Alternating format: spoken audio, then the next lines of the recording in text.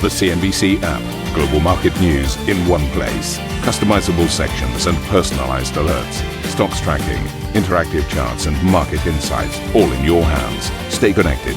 Stay informed. Download the CNBC app today. Very warm welcome to this Monday edition of Scorebox Europe. I'm Steve Sedgwick with Ben Boulos, and these are your headlines. US futures dipping as Nvidia results and Kevin Warsh's debut speech as Fed chair at Jackson Hole loom large over the week ahead, with both events set to dictate how markets trade for the rest of the year. Economic D-Day. US Treasury Secretary Scott Bessent vows to impose tough sanctions on Iran and target any enabling countries ahead of a closely watched press conference later today. European powers rally behind Ukraine with a series of financial and military support measures as the war-torn country marks its Independence Day. Andy Burnham will travel to Kyiv today, his first international trip as UK Prime Minister.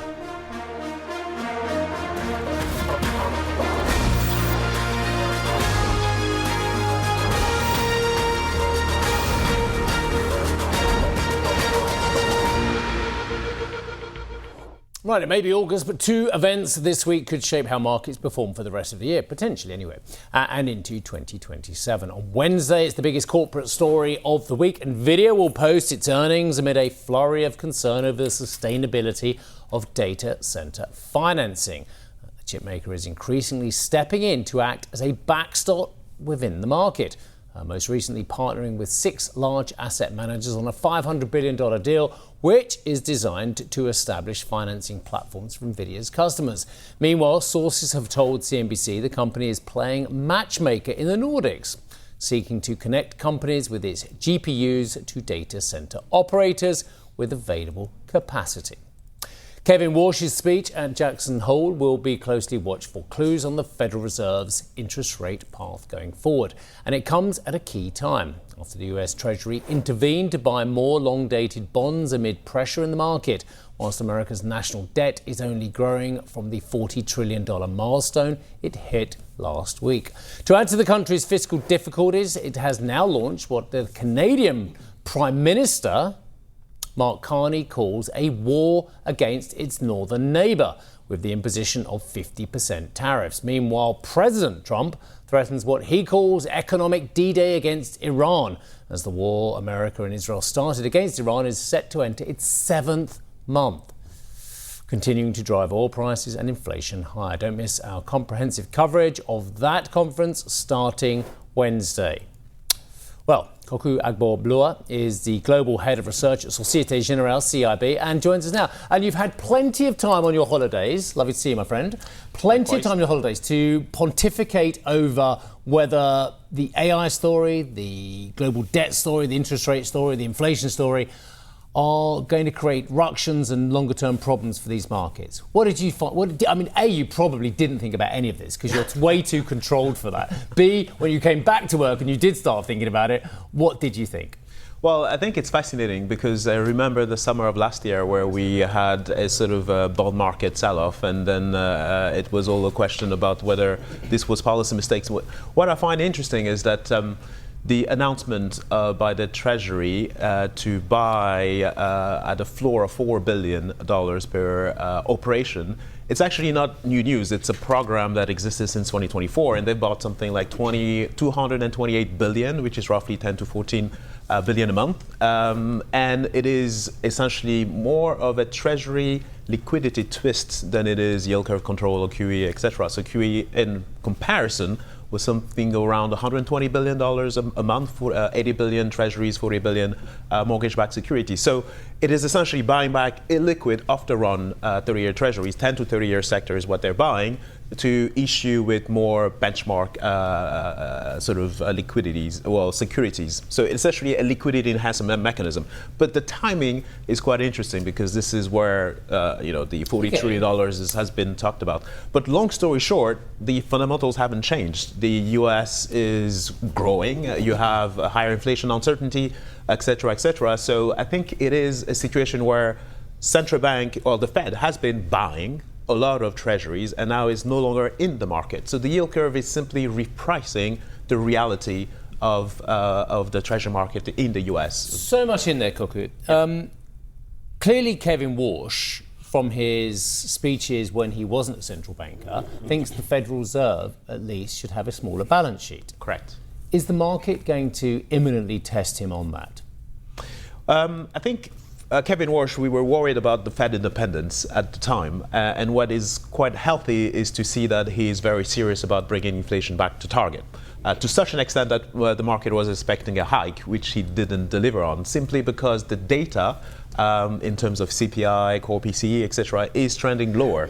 So there's no sort of broad evidence of a wage price power. Because we're 24 cents away from record diesel prices in the United States. Yes, on the headline. But if you look at core PCE is around 3.4%, core CPI is around sort of 2.5%. So we are not seeing the sort of wage price spiral of goods inflation, energy inflation feeding into service price inflation.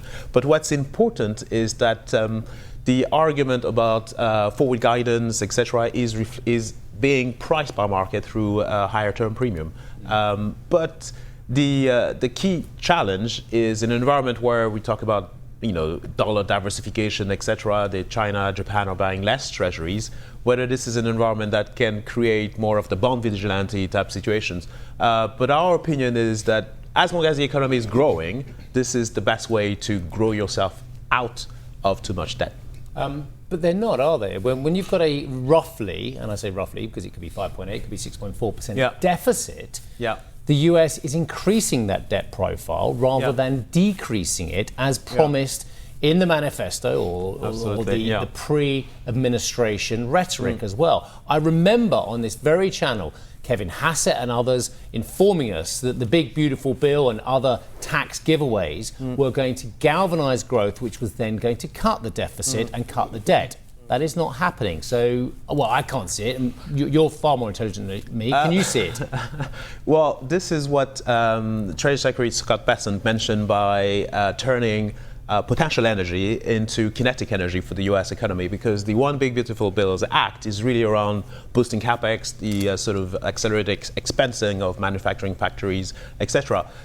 So this is the whole AI capex boom bet, and you can see let's say growth around 2%. And the challenge is, if it is to be a lower number, then the debt sustainability problem will be a key concern. Because if you look at the 5.8%, 3.3 is debt servicing, roughly $1 trillion. 2.5 is a primary budget deficit. So this is the first time we had such a high level of debt servicing over the past 30 years. It used to be between 1% and 2%.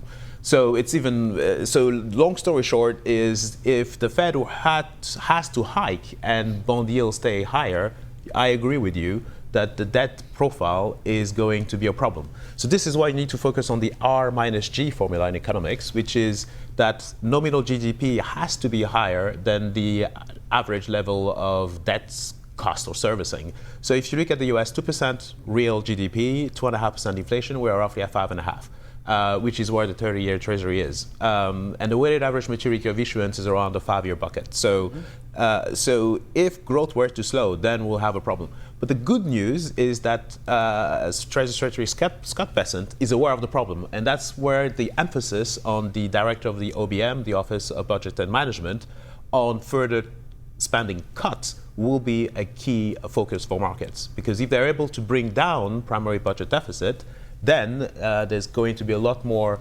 confidence brought by the, back to the market, because you're focusing on the fundamentals and not technicals. Spending cuts ahead or after the midterms? I'll leave that question hanging there. Ben, come in. Could all of this be part of some grand strategy to finally weaken the dollar, which we know is what President Trump has long wanted to see? It has remained stubbornly strong, especially after the Iran war broke out. We saw the dollar strengthen once again. All of this, if there's going to be this buyback of debt, if the Fed isn't going to hike rates, presumably the outlet valve then is for the dollar to weaken. Or do you think that that may not play out like that? That's a very good point, because this was the whole de-dollarization theme that sort of got punched in the face to some extent, to quote Mike Tyson, because you essentially had the US being very resilient. It's very difficult to move away, at least sustainably, from the US financial assets. So US equities is roughly $60 trillion, Europe is $14 trillion, and it's also one of the most liquid sovereign debt market. So I think this has been Trump's argument, but the market is having a tough time in sort of seeing a weaker dollar play out because there's no real alternative. It's not going to be the euro. You saw gold to some extent in terms of reserve diversification. So I think the trend is clearly for lower dollar, but it will take time. Okay. And then this week, of course, we've got the Jackson Hole gathering, arguably a more important speech from the Fed chair, given he has made it clear he will give less communication. He would like all of us to focus more on the economic data and the fundamentals, because, of course, we weren't doing that before, were we? I just wonder what effect you think this lack of communication and lack of forward guidance, maybe even fewer, according to the last minutes, fewer policy meetings, whether that will have the effect of calming markets, reducing volatility, or will it make those market participants even more jittery and uncertain about what actually the direction of travel is going to be? Yeah, this is a fascinating discussion and debate. It's really around forward guidance and whether this has brought down volatility over time. What I remember is after his speech, the market actually didn't react that much with a steepening of the curve. It was a bit of a conundrum. But I think it brings a positive angle, which is Fed credibility. So the whole fiscal dominance concern, which is where a central bank is acting in the interest of the government to sort of bring down the cost of financing, is no longer the main focus. But you also have to remember that the Fed balance sheet was $4 trillion before COVID. It peaked at $9 trillion in 2022, and it's now at $6.75 trillion. So it's been down by roughly $2.2 trillion, but the Fed is still a major owner of treasuries. So I think over time it is a question of bringing credibility to the Fed without jeopardizing the financing of the US government. And it's clearly a concern with such a high level of deficits at roughly 6%, which is close to $2 trillion of additional issuance every year, in an environment where unemployment is at the lowest level and the economy is potentially maybe slowing down if this AI capex boom doesn't play out. So I think the juncture between fiscal and monetary is going to be quite challenging for the next few years.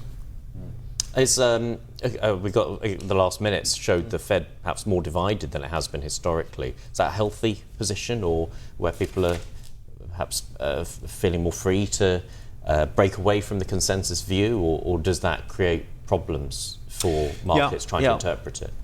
I think it's healthy because there's healthy debate and different views. But I think the point around Kevin Warsh's argument that AI could create disinflationary pressures in terms of wage inflation as labor gets displaced is an interesting challenge to monitor as well. So I think debate is healthy. We came from a place of the Fed losing its independence, and this is clearly not something we're likely to see in the short term. So I'm more positively optimistic, let's put it this way. Yeah, that's great. Tell me also about this crowding out theory that's doing the rounds at the moment. I'm sure some of the clients have started to ask you about that as well. Whether the vast amount of debt and new equity issuance is actually creating additional stresses for the bond market. Yeah, this is a good question. I think it is a theory that is making the rounds. I think on the marginal side, you could argue that it is crowding out, but you need to look at the numbers. So AI capex roughly $1 trillion. I think a portion of that is being funded through debt. But the size of the treasury market is $30 trillion, so 30 times bigger. So I think the fundamentals are driving the flows, and you see JGB selling off. We talked about the Fed no longer being in the market, deficits, inflation, uncertainty. I think these drivers are more important. However, I think the Treasury buyback is misinterpreted as a sort of hidden shadow QE, when in fact it's simply a liquidity adjustment correction, liquidity enhancement mechanism that the Fed is running. But Scott doesn't know that, because I didn't understand. So if it's just about enhancing liquidity at the long end, why did he make this kind of interesting intervention at a moment when yields were under the most pressure, or surging to 5.3%, the highest levels we've seen in decades as well? If it's merely a technical under the hood point about liquidity, Why was that sent in to, I quote, soothe the market when the yields were so exacerbated? That's a very good point. And this is clearly the second order, in fact, that he was probably thinking about, I suppose. But I think the first order. Probably not the first. Well, the first order, if you look at the facts, it's, simply... the facts are the second buyback, order, exactly. I would suggest. And the first order is to try and calm the market. Absolutely. It's a signaling mechanism. But I think he also made a lot of emphasis on Russell Vought, the director of the OBM, in terms of the cost-cutting measures, etc., etc. So I think he's fully cognizant, given his background, he's clearly aware that you can't manipulate or sort of influence the market to where you want it. More important than DOGE was. Well, we'll have to see. History will have to see to tell us whether it's successful or not. But again, his key point is this whole argument around potential energy being turned into kinetic energy, which is the whole AI capex. I think we are all pretty much dependent on whether this return on investor capital turns out to be above the cost of capital for a lot of investors. Then. I'll just sneak it in because Adam said I could. Will it then? What is your view on this vast amount of AI capex, bearing in mind, dare I say it, there appear to be a lot of cheaper versions out there that are very, very good? Yeah, I think on this one, this is the, if you look at potential revenues, global GDP is $100 trillion. Total labor income share of GDP is roughly 50% of that, so $60 trillion. Labor, so knowledge workers, so the total addressable market for AI is 30% of that 60 trillion. So let's say $18 trillion. Yeah. If AI has 10%, in terms of labor displacement, etc., that's 1.8 trillion cost and saving, etc., compared to the sort of 800 billion, 1 trillion AI capex. So I think it will eventually be a massive disruption, changed in the way we do create value, etc.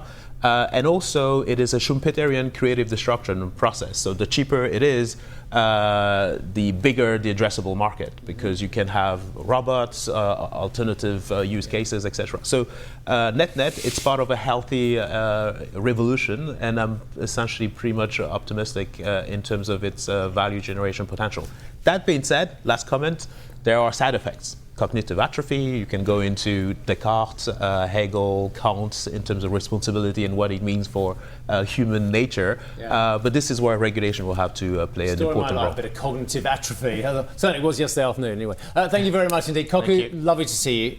Thank you very much indeed for your optimism and your intelligence as well. Koku Agbo-Bloor, who is Global Head of Research at Societe Generale CIB. Coming up on the show, the US prepares to announce fresh sanctions on Iran, pledging economic D-Day. Dan will explain all. Plus, Canada vows to retaliate as the US imposes 50% tariffs following breakdown in negotiations. And we'll have more on the look ahead to Jackson Hole with Pantheon Macroeconomics' Ian Shepherdson at 9 o'clock London time.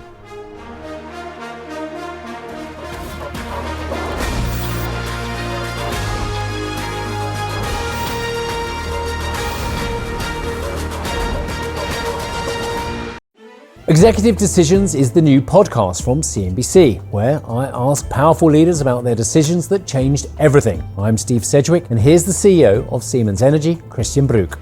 Business leaders should not stay quiet in a world which is super complex. We sit in a privileged position, and we have to use that to ensure that a society remains prosperous, stable, successful. That's Executive Decisions with me, Steve Sedgwick. Get it wherever you're listening to this.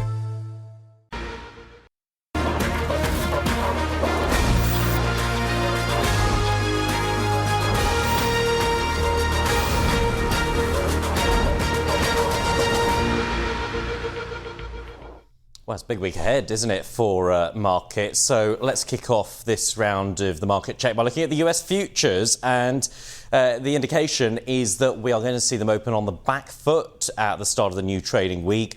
This in a week in which we will have a lot of attention on what Kevin Warsh has to say, the chairman of the Federal Reserve speaking at the annual gathering at Jackson Hole. We've also got Nvidia's latest results due out. Expectations sky high, really, and we'll see what investors make of it. We've tended to see a pattern where even when the results have been good, we've seen quite a bit of profit taking and the share price subsequently falling. So let's see how that all plays out. But as I say, US futures indicating a softer start to equities this Monday. In terms of European futures, a slightly more mixed picture. It's the the FTSE that's looking to open above the flat line of the three on this wall. The blue chip stocks 50, the pan-European market looking to open in negative territory, and the DAX futures also being called lower. This after a week in which the main European bourses closed the week lower than where they had begun.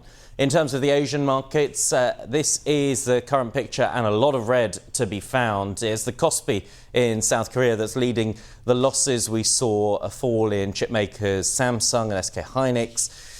With Samsung, it was all about the proportion of dividend that it's going to distribute to shareholders, and we saw the stock price fall after that update. It makes a big part of the index, so consequently that dragged down the broader benchmark. The others as well, the Hang Seng off by almost 2%, the Nikkei and the Shanghai Composite also trading negatively this Monday morning. Steve. The US is set to unveil fresh sanctions on Iran today in what Washington has framed as economic D-Day. The Secretary of Iran's Supreme National Security Council threatening to halt oil exports from the Gulf in response. In a Financial Times op-ed, US Treasury Secretary Scott Bessent cautioned countries against appeasing Tehran, warning, quote, any nation that serves as a financial artery of a withering regime should expect to share in its isolation. Dan, I'm going to be brutally honest.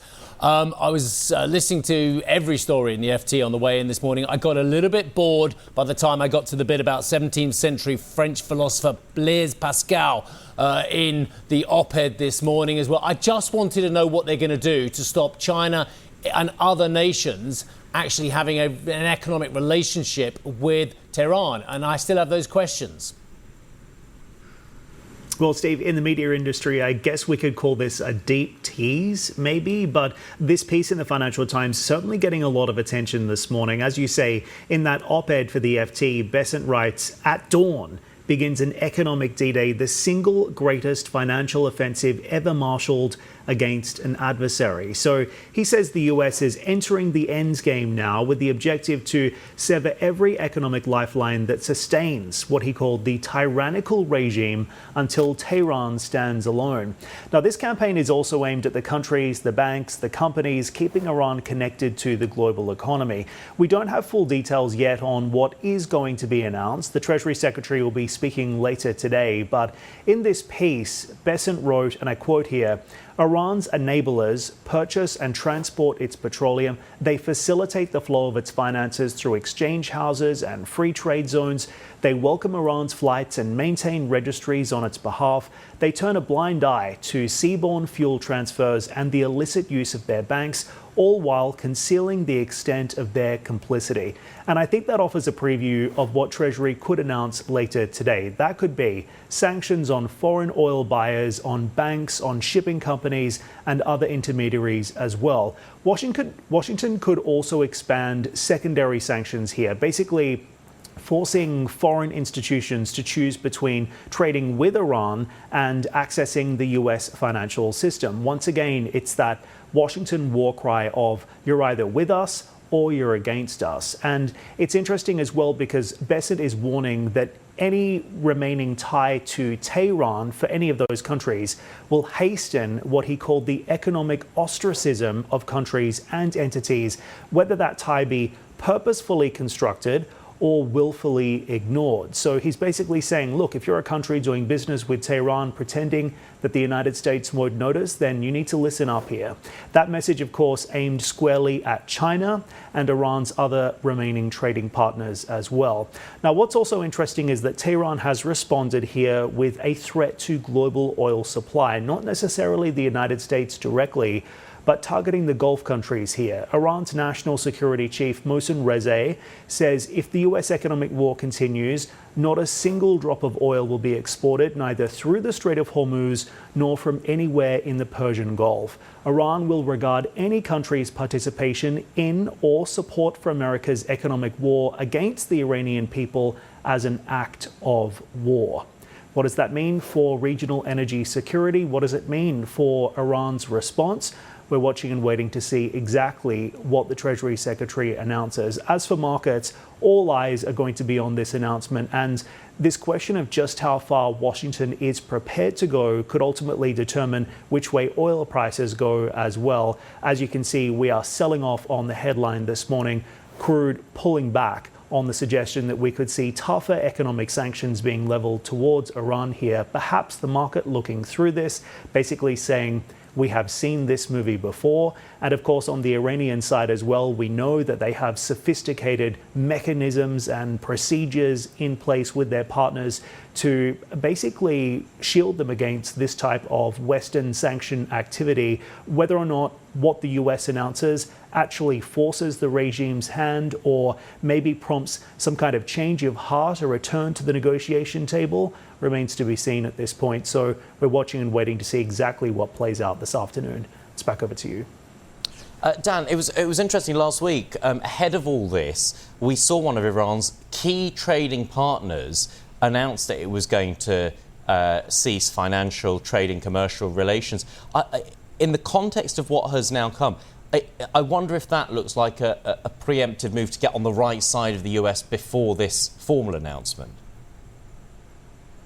Fair point, yes. The UAE was ahead of the curve here, responding after we saw that phone call taking place between President Trump and President Sheikh Mohammed bin Rashid Al Nahyan here. The interesting MBZ, I should say. The interesting thing here is that the UAE has long been, kind of a financial lifeline for the Iranian people, not the regime, the Iranian people. And of course, there are many Iranians who call the UAE home. Property transactions, bank accounts, financial flows, exchange houses, for example. So, look, the UAE has already decided to curb that Iran trade. Let's see if other countries also follow suit around the region. And also, we're watching and waiting to see exactly what the full extent of the impact of these measures is going to be, not just on the UAE, but across the Gulf and in other Middle Eastern capitals as well. Obviously, these countries still have pretty strong ties to Iran. Geographically, Iran's not going anywhere. So again, this could also hit reset on the relationship that these countries might have with Iran moving forward as well. Again, very little details here. OK. Dan, appreciate you giving us the picture on all of that. Dan Murphy there for us.